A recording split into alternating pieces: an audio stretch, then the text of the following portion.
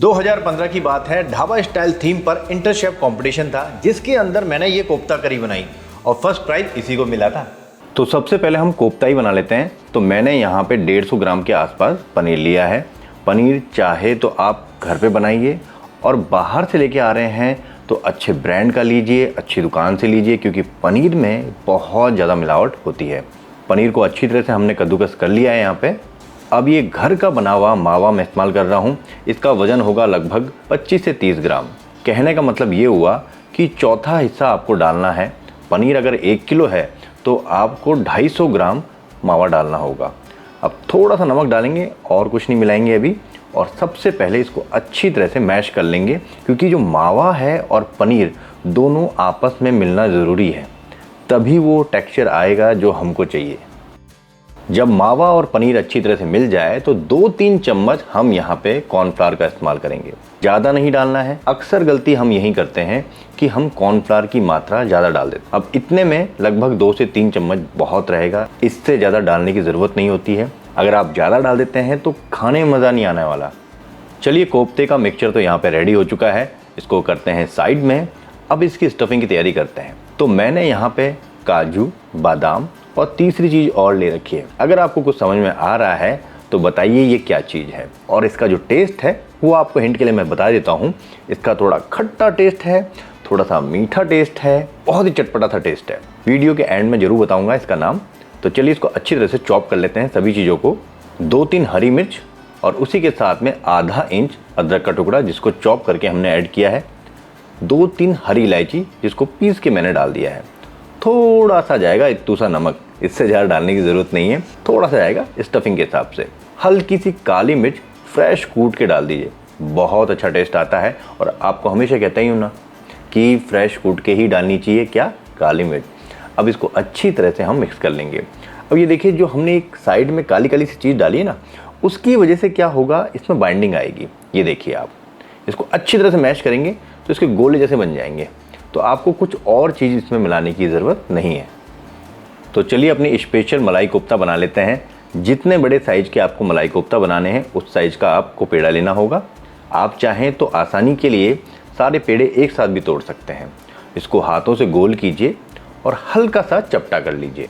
जो स्टफिंग हमने काली काली चीज़ के साथ बना रखी थी ना, वो यहाँ पर डाल दीजिए, नट्स वाली। इसको इसके बीचों बीच में डालिए और इसको पैक कर दीजिए। ध्यान रहे कि फटे नहीं और स्टफिंग बाहर की तरफ से दिखे नहीं। आप चाहें तो उसको गोल भी बना सकते हैं और चाहें तो जैसे ट्रेडिशनली बनाते हैं ना, लंबा सा करके इस तरह से शंकु के आकार का, तो उस तरह से भी बना सकते हैं। वो आपकी मर्जी है। वैसे मलाई कोफ्ता बना रहे हैं तो इसको मेरे हिसाब से शंकु की तरह बनाना चाहिए। इस तरह से बनाएंगे तो मलाई कोफ्ता वाला फील आता है। तेल हमने गर्म करने के लिए रखा है। तेल की आंच मीडियम टू लो रहेगी। आप चाहें तो छोटा सा टुकड़ा डाल के पहले देख सकते हैं। हल्के बबल्स होने चाहिए, बहुत तेज बबल नहीं होने चाहिए। और ये देखिए, सारे मैंने इसमें डाल दिए हैं। अभी मैंने गैस की फ्लेम को बिल्कुल बंद कर दिया है, क्योंकि नीचे की तरफ से काले नहीं पड़ने चाहिए। क्योंकि देखिए, घर पे जब इस्तेमाल करते हैं तो कढ़ाई थोड़ी छोटी होती है, तेल का इस्तेमाल थोड़ा कम किया जाता है। तो क्या होता है कि मलाई कोफ्ता हो गए या गुलाब जामुन हो गए, नीचे की तरफ से टच हो जाते हैं। तो उसको गैस की फ्लेम को बंद कर देंगे ना, तो नीचे वाला जो तला होता है ना, वो बहुत ज़्यादा गर्म नहीं होएगा। हल्का सा कढ़ाई को सावधानी के साथ में इस तरह से घुमा लीजिए। अब इसमें हम किसी तरह का स्कीमर टच नहीं कर सकते, क्योंकि अभी बहुत ज़्यादा सॉफ्ट हैं ये, और सॉफ्ट हैं तभी तो मज़ा आएगा। अगर आप इसको स्कीमर या कोई चमचा अड़ा देंगे ना तो इसमें कट लग जाएगा। तो इसी तरह से कढ़ाई को हल्का सा घुमा लीजिए और जैसे ही हल्का सा कलर दिखता है तो यहाँ पर आप स्कीमर का इस्तेमाल कर सकते हैं। अब इसको रोटेट करते रहिए, जिससे नीचे की तरफ से टच ना हो और काला ना पड़े। और इसमें बहुत जल्दी कलर आता है। मुश्किल से आप कह सकते हैं 3 से 4 मिनट के अंदर मलाई कोफ्ता फ्राई हो जाते हैं। तो चलिए बिना किसी देरी के फटाफट से इनको निकाल लेते हैं। बहुत ही बेहतरीन कलर आया इनका। आज मलाई कोफ्ता की स्पाइसी और क्रीमी टेक्सचर वाली ग्रेवी बनेगी। तो यहाँ पे मैंने 2 अनियन ले लिए हैं, इनको फाइन चॉप कर लिया है। 2 लाल लाल से टमाटर, इन दोनों को भी हम इसमें काट के डाल देंगे। मीडियम साइज़ के होने चाहिए। काजू का इस्तेमाल कर रहा हूँ, लगभग 10 से 12 काजू इस्तेमाल करने हैं हमको यहाँ पे। 2-3 हरी मिर्च इसी में तोड़ के डाल दीजिए जार में। आधा इंच अदरक का टुकड़ा, ये भी यहीं पे डाल दीजिए। हाँ, लहसुन लगभग 6 से 7 कलियाँ। सारा काम आसान हो गया है। सभी चीज़ें हमने एक साथ डाल दी है। लेकिन जो काजू हमने डाला था वो भीगा हुआ काजू था। आप चाहें तो उसको 1 घंटा भिगो के भी रख सकते हैं पहले से, या चाहें तो उसको बॉईल करके भी यहाँ पे ऐड कर सकते हैं। लेकिन कच्चा काजू नहीं डालना है, इस बात का ध्यान रखना है, वरना पिस्ता नहीं है, उसमें चंक्स रह जाते हैं, दाने रह जाते हैं। तो यहाँ पे एक बहुत ही स्मूथ ग्रेवी रेडी हो चुकी है। बहुत ज़्यादा स्मूथ होनी चाहिए क्योंकि काजू से वो वैसे ही स्मूथ हो जाएगी। हमने यहाँ पे एक पैन लिया है और पैन में लगभग 2 से 3 बड़े चम्मच तेल के ऐड कर रहे हैं। तेल जैसे ही गर्म होता है वैसे ही 1 छोटा चम्मच जीरा तड़का लेंगे। आप चाहें तो खड़े मसालों का भी इस्तेमाल कर सकते हैं, जैसे दालचीनी, तेज़पत्ता, लौंग, काली मिर्च। मैंने नहीं किया है, वो ऑप्शनल है, अगर आप चाहें तो कर सकते हैं, ऐसा नहीं कि नहीं कर सकते हैं। अब अनियन डाल दीजिए इसमें और एक बढ़िया सा गोल्डन कलर आने दीजिए। और जब भी हम प्याज को भूनते हैं ना तो उसको लगातार भूनिए और थोड़ी सी गैस की फ्लेम को तेज़ कर दीजिए, तो बिल्कुल इवन होते हैं, तो ज़्यादा बेहतर होते हैं वो। और ये देखिए कितना शानदार सा एक गोल्डन कलर प्याज के अंदर आ गया है। कुछ सूखे मसाले मैं ऐड करूँगा, जैसे हल्दी पाउडर आधी छोटी चम्मच, लाल मिर्च पाउडर, और आपको पता है कि मैं हमेशा कलर वाली मिर्च का इस्तेमाल करता हूँ एक चटक कलर के लिए। स्पाइसी कम होती है लेकिन कलर लाल सा आता है। और 1 छोटा चम्मच धनिया पाउडर। सूखे मसाले हैं तो थोड़ा सा हम यहाँ पे पानी डाल देंगे और गैस की फ्लेम को कम कर देंगे, क्योंकि आपको पता ही है कि मसाले हमेशा कम आंच पे ही पकाए जाते हैं। जैसे ही मसालों में से रोगन आ जाए, मतलब कि तेल ऊपर आ जाए, तो हमने जो ग्रेवी पीस के रखी थी काजू के साथ में, वो यहाँ पे ऐड कर दीजिए। कोशिश करें कि यहाँ पे पानी ना डालें, पानी थोड़ी देर बाद डाल देंगे हम। चाहे तो जो जार में चिपका हुआ है ना, उसको भी थोड़ी देर बाद डाल दीजिए, क्योंकि पानी डालते ही आपको मेहनत ज़्यादा करनी पड़ेगी। अभी इसमें पानी कम है, या ये कह सकते हैं इसमें तो पानी नहीं है, ये सिर्फ टमाटर का ही पेस्ट है और काजू का पेस्ट है। तो इसको अच्छी तरह से पकाना होता है भून के। जब अच्छी तरह से भुन जाए उसके बाद थोड़ा सा पानी ऐड कर सकते हैं। टमाटर काजू के पेस्ट को अच्छी तरह से भून लिया है हमने, हल्का सा पक भी गया है। जो बचा कुचा था जार के अंदर वो भी ऐड कर देते हैं।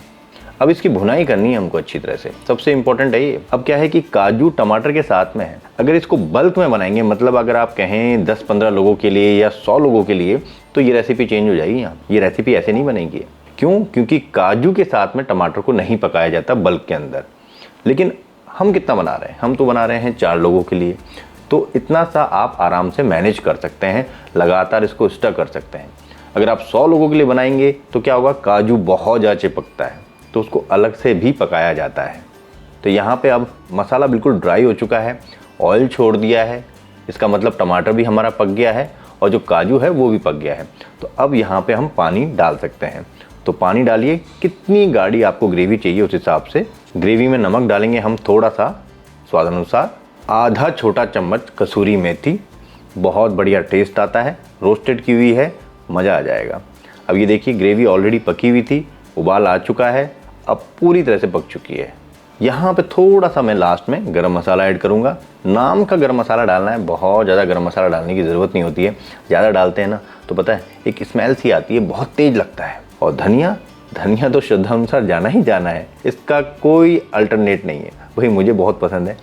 कई बार आपको ऐसा लगता होगा हर चीज़ में धनिया डाल देता है, आप चाहें तो स्किप भी कर सकते हैं। और अगर आपके पास में क्रीम है तो 2 से 3 बड़े चम्मच क्रीम के ऐड कर दीजिए। नहीं है कोई बात नहीं, आप जो मलाई होती है ना घर की, उसका भी इस्तेमाल कर सकते हैं। और जैसे ही आपने क्रीम डाली उसके बाद ज़्यादा पकाने की ज़रूरत नहीं होती, मुश्किल से 30 सेकेंड बस, और ये क्रीमी टेक्सचर यहाँ पर रेडी हो गया है। ये स्पाइसी भी है, क्रीमी भी है, दोनों चीज़ें एक साथ है इसमें। तो लीजिए ये शानदार सी रेसिपी यहाँ पे रेडी हो चुकी है मलाई कोफ्ता की, और ग्रेवी हमारी रेडी है। तो चलिए आपको मलाई कोफ्ता काट के दिखाता हूँ कैसा लग रहा है। ये देखिए बाहर से ये कैसा सॉफ्ट सा है, अंदर से क्रंची सा नटी है। और हाँ, मैंने क्या कहा था, ये काली काली चीज़ क्या है? अगर आप यहाँ तक आ गए हैं तो आई होप आपने कमेंट्स में जवाब दे दिया होगा, लेकिन मैं बता देता हूँ, ये क्रैनबेरी है। इसका टेस्ट बहुत ही अल्टीमेट आता है। इसको लीजिए, खाइए, और इसके साथ साथ ये हेल्थ बेनिफिट भी बहुत अच्छे हैं इसके साथ में। तो कैसी लगी आपको ये रेसिपी ज़रूर बताएं।